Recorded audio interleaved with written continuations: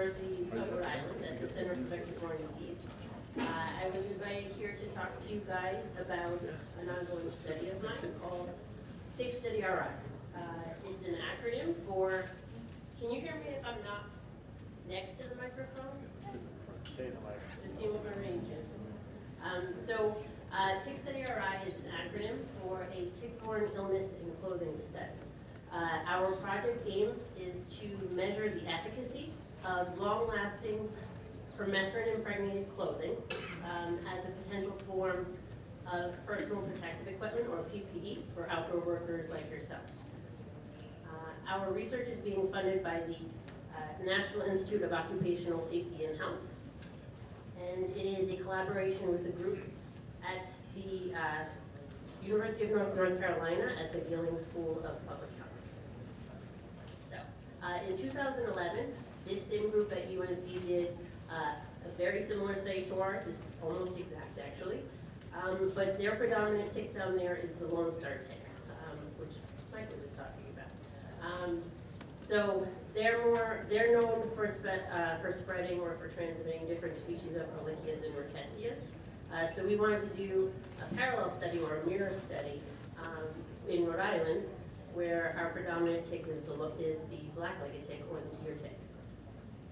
And they are more known for transmitting the bacteria and pathogens that cause Lyme disease, babesiosis, anaplasmosis, as well as other things like Borrelia miyamotoi, which causes a relapsing fever, and some others that we're not going to get into today. So, just talk about what our study design was. So, we had a 2-year randomized double-blinded trial where participants enrolled, so it was a 2-year study. They did not know whether they were in a treatment group or a control group, and neither did I as the study coordinator. Actually, only 2 people knew which study ID numbers fell within each group. It was the study statistician down in North Carolina and the treatment coordinator at Insect Shield in Greensboro, North Carolina. That was the factory that we had all of our participants send their clothing to for this long-lasting permethrin-impregnated treatment. We had a total of 82 workers who enrolled in our study and actually completed all of the steps. I will get into that in the next step. We started out with a lot more, but we had a couple of stumbling blocks along the way. They were recruited from Rhode Island and southern Massachusetts. And again, they were divided in a 1-to-1 ratio into 2 groups. So one group was the long-lasting permethrin-impregnated clothing group, and the other group was a sham treatment. So the study coordinator down at Insect Shield took their clothing, did a sham treatment, which they just laundered the clothing, boxed them up, and sent them back to the participants, and nobody knew who was who. Once the participants got their clothing back to them, we did weekly reporting with them. So I would send out a weekly email survey, and they would report back how many hours they had worked that week, how many of those hours were spent in tick habitat, how many tick encounters they had. So how many ticks they found crawling on their skin and clothing versus how many tick bites they had gotten that week. And lastly, we asked what type of repellents and how often they used them. So because this was a double-blinded study, they didn't know whether they were treatment or control, and neither did I. So we didn't want to give them a false sense of security by being part of this study. So we encouraged them to do whatever they normally did prior to enrolling in the study for tick bite prevention practices. So whether they doused themselves in DEET when they stepped out of their trucks, when they were going out to do field work, or they just did daily tick checks, or they even treated their own clothing or had their own clothing sent out for treatment. Whatever they normally did, if we wanted them to continue doing that. As long as he told us. So the participants that we ended up enrolling, in order to qualify for our study, they had to be a minimum of 18 years of age. They had to be English speaking, so they would be able to fill out our surveys reliably. And they needed to work a minimum of 10 hours per week in tick habitat as part of their occupation, because again, we were funded by the National Institute of Occupational Safety and Health. So all of the weekend warriors that spent the weekends out camping and hunting, and that would probably fulfill the 10-hour-a-week minimum, They didn't cut it because it had to be occupation-based in order for them to be in our study. The agencies that we ended up contacting for recruitment included the National Park Service, the Rhode Island Department of Environmental Management, the Massachusetts Department of Conservation and Recreation, the U.S. Department of Agriculture and Aphis Division, which is the Animal and Plant Health Inspection Service. And also we had a few local lands and grounds crews. So we had lands and grounds crews at URI because they were very local for me. And then we also had a couple of local tree service companies and landscaping companies, as well as a local golf course that we knew was inundated with ticks from previous studies we had done with them. So most of what I do is tick research. So I'm a tick expert, if anybody needs one.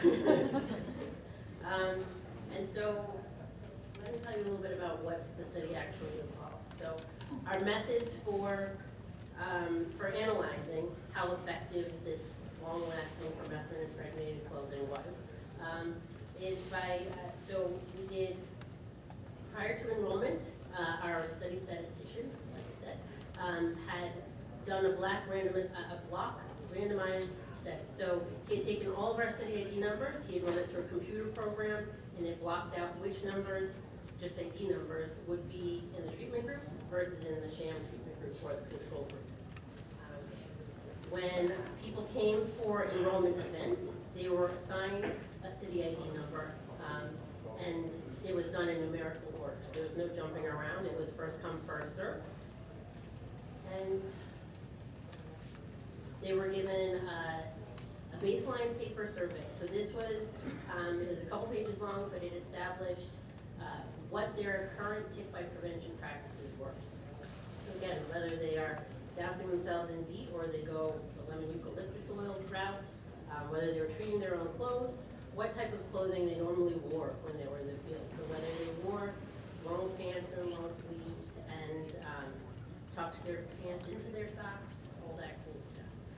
Wearing hats, things like that. And also how often they wore them. So we had a range of questions for them. We also took a baseline blood sample from all of our participants. So this was to establish, okay, so another question we asked was if they had ever encountered ticks, how often they did, about how many per year, in which seasons that they were most commonly encountering ticks, and whether they had had previous tick-borne infections. So just to back that up, because some people don't know whether or not they've had tick-borne infections or it's a little cloudy, we took baseline blood samples as well. So this gave us actual data of antibody titers before they enrolled in the study that we would then compare later on down the road. So when the participants left our enrollment meetings, I left them with a large box and some prepaid mailers so that they would be able to send off their own clothing. So we did not provide any clothing to them. They sent their own clothing because you give somebody a uniform, they're not necessarily going to be happy about it. So using their own clothes, they sent them off to be treated, but they incurred no cost because everything was prepaid by us. All of the clothing, both treatment and sham, again went down to Insect Shield in Greensboro, North Carolina, where the study coordinator down there did put the clothing into the appropriate piles or the appropriate test groups. So I had the tracking numbers for all of the packages that got sent out, and the week following participants getting their clothing back, I would start sending them weekly emails. So it was a weekly online survey. We used SurveyMonkey as our online platform for data collection, and we would send those surveys to them during our peak tick season, which in Rhode Island is about November through December, give or take a couple weeks.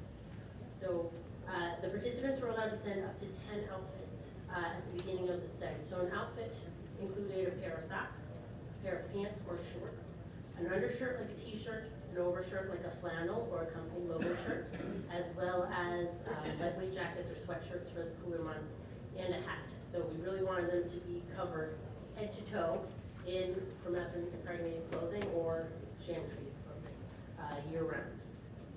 Any clothing that they had purchased along the way, because it is a 2-year study, things wear out, as we all know. They just had to contact me, and they were allowed to send any new items off to be treated as well, because we wanted to make sure whenever they were in the field, they were appropriately outfitted. So one of the questions that we would ask in our Survey Monkey surveys is how many tick bites you got. So all ticks that were found embedded in our subject's clothing, in their skin, were to be sent to me. And when I received them, when they enrolled, we gave them a little tick removal packet or kit that had a sharp pointing pair of tweezers, some clamshell vials, and some prepaid mailers. So again, any ticks they found attached to their skin, I wanted. So they would remove them, drop them in the mail. When I got them, I would identify the tick species and life stage. And if it was a deer tick, I would go forward with measuring it for duration of attachment, and then doing DNA extractions and PCR diagnostics to see if that tick was carrying any of the three main pathogens we were testing for. So the pathogens that cause babesiosis, anaplasmosis, and Lyme disease. All of that information was shared with the study subjects as soon as I got it, and we encouraged them to go and see either our study physician or their own primary care physician, just to seek follow-up treatment or follow-up testing. At the end of both year 1 and year 2, we would meet with our study subjects in person again. We would have them fill out the same paper survey as they did when they enrolled to see if any of their tick bite prevention practices had changed during the duration of our study. And we would do follow-up blood samples as well, again, just to see if their blood chemistry was changing against those three main pathogens. At the end of the second year, we asked our participants to donate one item of clothing that they had submitted for treatment or sham treatment, hopefully towards the beginning of when they enrolled. So this was to test pretty much how long the permethrin lasts. So the company claims it lasts for 70 washes, but that is more of a lab test, and it's not people wearing it in the field, sweating in it, just getting dirty in it on a daily basis, plus being exposed to UV, because UV is known to break down the permethrin a little more readily than just washing it over and over in the lab. We also did bioassays on it. So the clothing was actually cut into small pieces.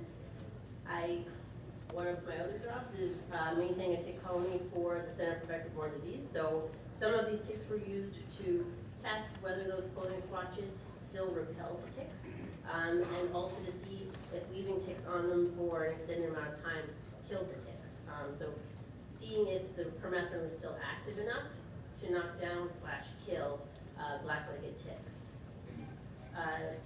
We had then sent the clothing down to another collaborator of ours down in Eastern Carolina University, and they did further bioassays with mosquitoes to do the same thing, see if it repelled or killed any of the mosquitoes that came in contact with the clothing swatches. And then they followed up with gas chromatography, so they could actually measure how much permethrin was still attached and bound to the clothing samples after the 2 years of the study. So let's talk about some data. So this is really hard to see. I wasn't expecting the screen to be small, so but I'll read it to you. It's okay. So we've actually had a total of 132 participants who enrolled in the study so far. Earlier I said 82 because we've had some trouble with recruitment and with follow through. So we've had 3 cohorts of study subjects who have signed up for our study. So it was 2016, 2017, 2017, 2018, and then the latest one was 2018 and 2019. So we have data for both years from our first 2 cohorts of subjects, but we only have year 1, a full set of year 1 data from our 3rd cohort of subjects. So you'll see in a little bit that all of a sudden our numbers will drop down a little bit. So our main hiccup was having study subjects send in their own clothing for treatment. So we had 132 subjects who were enrolled and randomized, meaning they were given a study identification number, and all of this applies to take them through this and to mail off their own clothing. we ended up, it was a pretty even distribution between treatment and control. So we had 67 in our control group and 65 in our treatment group, which was pretty cool. But we also had some pretty significant drop-offs. So we had a total of 44 people of that 132 that did not send in any items of clothing to be treated. So that left us at 46 subjects in our control group and 42 subjects in our treatment group. Another 6 people never bothered to fill out any weekly surveys. So our final numbers were 42 people in our control group and 40 subjects in our treatment group, which was sort of miraculous. We had equal distribution of dropouts on both study arms. So we ended up having, again, because of the 3 cohorts, we have data from year 1 from all 42 of our subjects in our control group and all 40 of our subjects in the treatment group. But breaking that down into data for year 2, we dropped down to 27 subjects in our control group and 24 in our treatment group. So this is just raw data. I'll go into normalized data a little bit, but this is just raw numbers as far as tick encounters and tick bites that I'm going to present to you today. So this is incidence of work-related tick encounters. So this is the number of ticks that our study subjects reported to have seen on a weekly basis, tallied, and it is total numbers. So again, tick encounters are ticks that are crawling on their skin, skin and clothing. So for year 1, out of 40 subjects, 796 ticks were reported crawling on our treatment groups versus 1,409 ticks found crawling on our control subjects. So when we normalize that, because there's 2 more subjects in our control group and they actually had put in more work hours than our treatment group, when we normalize the data to a per 100 hours, we ended up with 36% protection for the subjects that had treated clothing. In year 2, again, our study numbers dwindled quite a bit, but we still had a lot reported. Our treatment group reported 547 ticks versus 1,223 ticks reported in our control group of 27 participants. So normalizing the data, we end up with a 46% protection in year 2.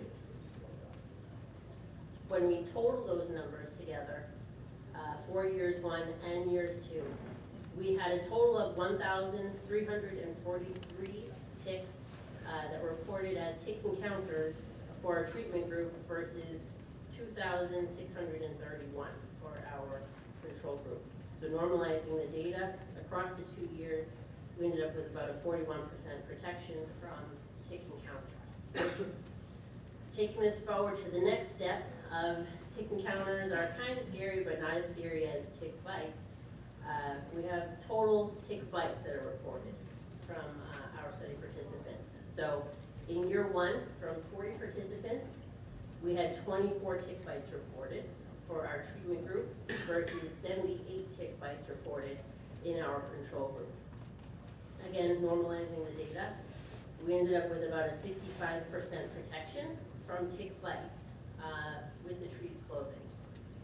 In year 2, we had 24 subjects that reported 36 tick bites, and 27 subjects reported 88 tick bites in our control group. Normalizing the data, it ended up with about a 50% protection. So you already have a 50-50 chance of encountering a tick when you go outside. That's further reduced by another 50% by having your clothing treated, is what this preliminary data is saying. So across the 2 years, we had a total of a 58% tick bite reduction or protection. So, just some conclusions. So, I do not work for Insect Shield. I don't work for anybody except for my boss at the University of Rhode Island. And we are really focused on, or we're concerned about public health, especially with outdoor workers like yourselves, because you guys are on the front line on a daily basis. So, that makes tick bites an occupational hazard for you guys, which is why NIOSH got involved with our study and decided to fund us. So our take homes from this are, so permethrin is approved by the US EPA. And the doses that are found on the clothing that we received back and from treatment are much lower than what they consider to be safe levels. So I know you're not allowed to say safe when it comes to the EPA, but from our standpoint, we found that the permethrin impregnated clothing, and actually most permethrin treatments that we know of, are safe for people to wear on a daily basis. I know it seems kind of scary, but or a lot of people find it scary to be having a chemical like this so close to their skin. But what we have found is that it's safe for people to wear, much safer than not wearing it.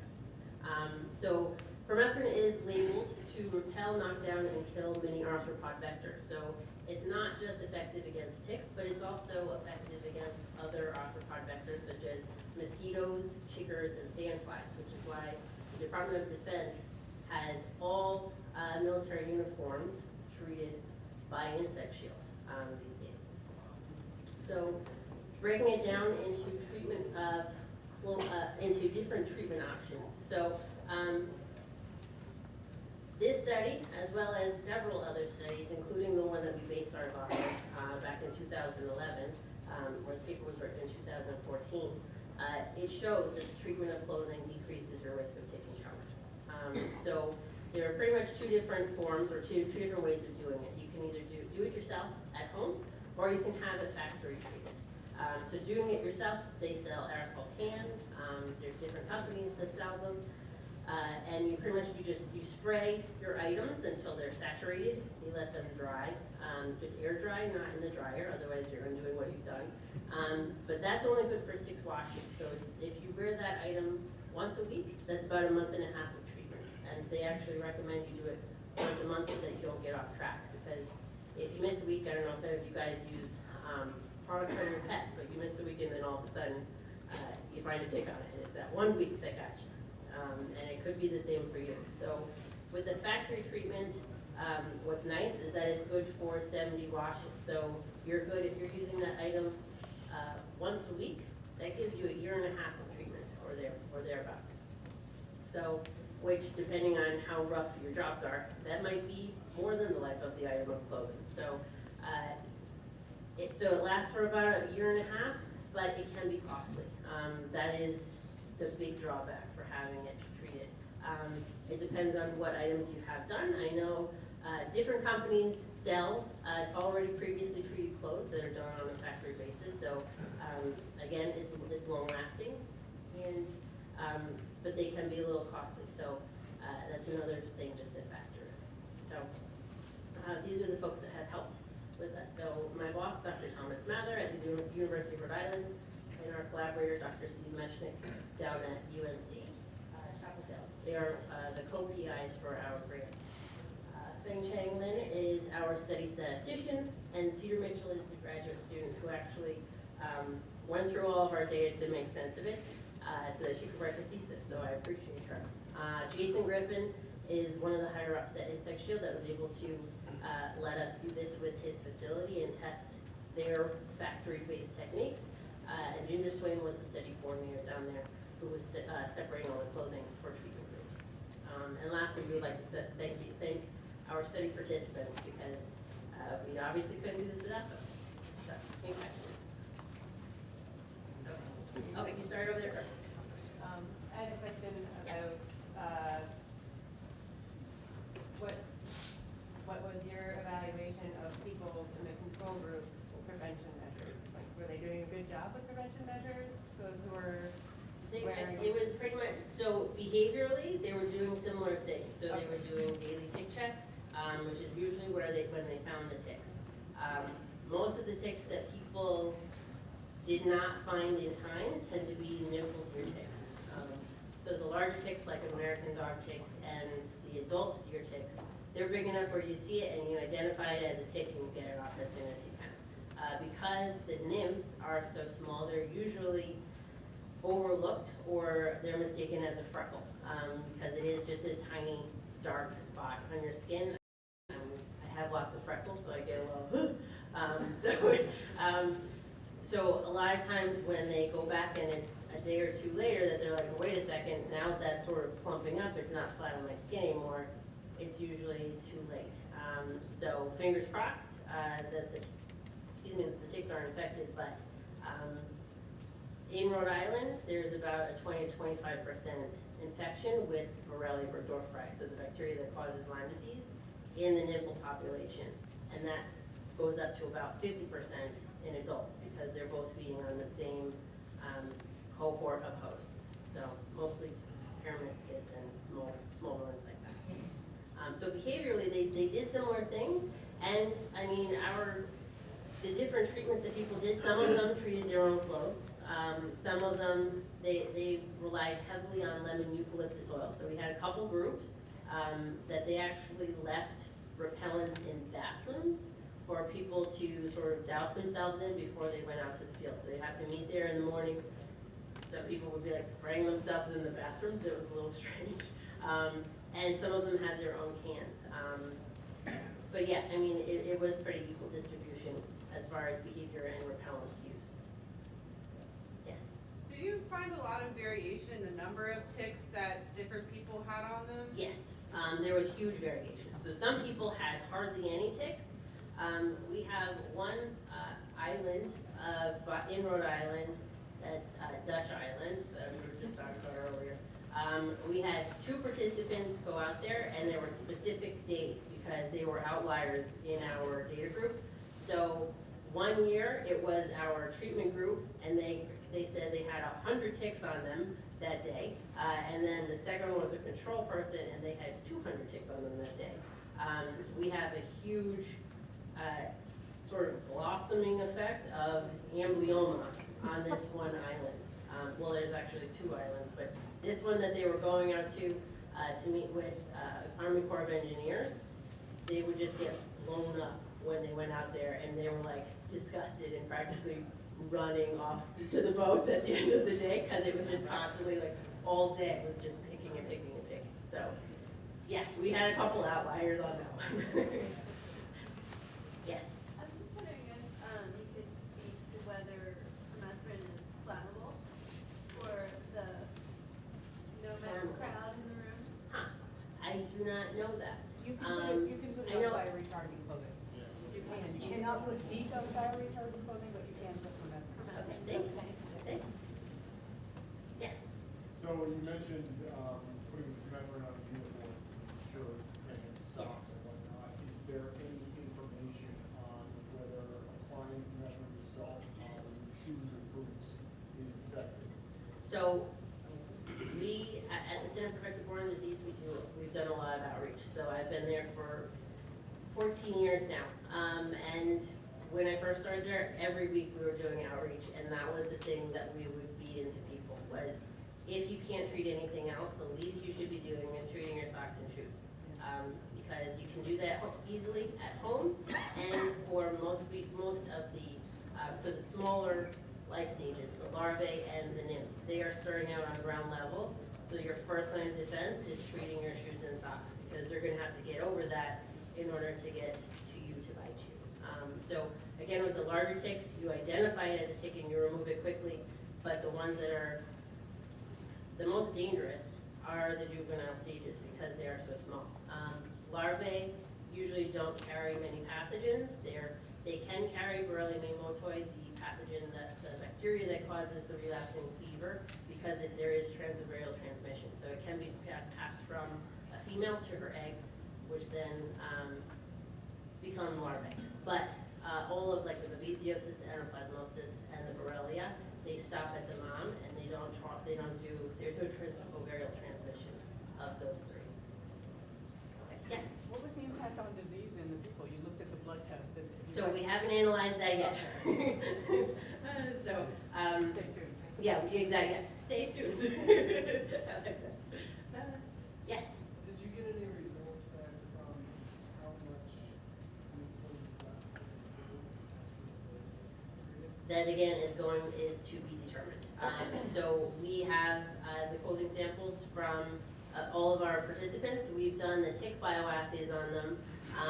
We had some hiccups with funding because Eastern Carolina is a sub-awardee from us. The university crossed some things and they weren't able to get the funding they needed in order to buy the supplies for that. So that's actually being done right now. I just sent them off about a month ago. So we should be getting that. We're doing, so we have one paper that we're submitting for publication now. That will be in a follow-up paper just to go over that. So I don't have data on that, I'm sorry. Is there any information on whether it's washing or drying? That's the question that we were using. So, so we took the study from North Carolina and we sort of added a couple things into it because there were some questions left as far as, so what made it degrade? Because it tended to degrade faster in year 2 than in year 1. So that was a big part of so is it the drying that does it, or is it just the whole amount of UV exposure? Because these workers are spending so much time outside, whereas the base trials that, or the trials that Insect Shield has published, they were all done in the lab. So there wasn't really no UV exposure. It was just washing and washing and washing and then putting ticks or putting whatever on it to see if it was still a kill/kill. So that's one of the questions that we're hoping to answer with what we're doing right now. Okay, to the next. You gave a lot of really good information on your study, and I trusted it was an honest study. Okay. But you said basically, which not safe, but can you shed any light on how that study was done? So so when part of the reason why we were having trouble recruiting at first is we wanted participants to do, we wanted to do urinalysis on them. One of the things that, so permethrin can be absorbed through your skin, but your body breaks it down into pretty much 3 different compounds. So we wanted to measure people's exposure to permethrin by studying their urine. A lot of people had an issue with that, so we took that out, and suddenly we were able to recruit people. So North Carolina, they tend to be a more trusting folk than New Englanders. They were able to do a bioabsorption study with North Carolina Division of Parks and Recreation, where they had 13 subjects. They had them send off their clothing to be treated. And then they took urine samples after weeks 1, week 3, and then 3 months to see how long these compounds would stay in their system. So within the first 3 weeks, there were somewhat high levels, but much lower than EPA standards say is not safe. So I'm having trouble remembering numbers, but I have the paper with me. So it is a paper that was written. This is it. It's called Bioabsorption and Effectiveness of Long-Lasting Permethrin-Free Uniforms over 3 months among North Carolina outdoor workers. And so the European Union has much stricter, even stricter standards of what is allowable than the US EPA. And US EPA is usually pretty strict on things, or stringent or tight. So the European Union allows, I believe it's 50 micrograms per kilogram of body weight per day, is what is considered safe by the European Union. The highest that some of our folks had was at, so week 1, we had a 46 and a 47 micrograms of one of the compounds, but that dropped to about 15 by 3 months. So when you get something, just like anything else, when you first get it back, you're going to have a high concentration of it, but once it goes through a few wash cycles, you have less of it bound to the clothing, but it's still at a level where it's safe for you to be wearing as PPE outdoors. So it's still effective, but you're sort of losing all, because it's bound to the clothing itself, you're sort of washing away the excess that was there. And so then yet another part study that we're doing is to see transfer. So because people think they have treated clothing, they have to wash it by itself so it doesn't get on anybody else's clothes in the family.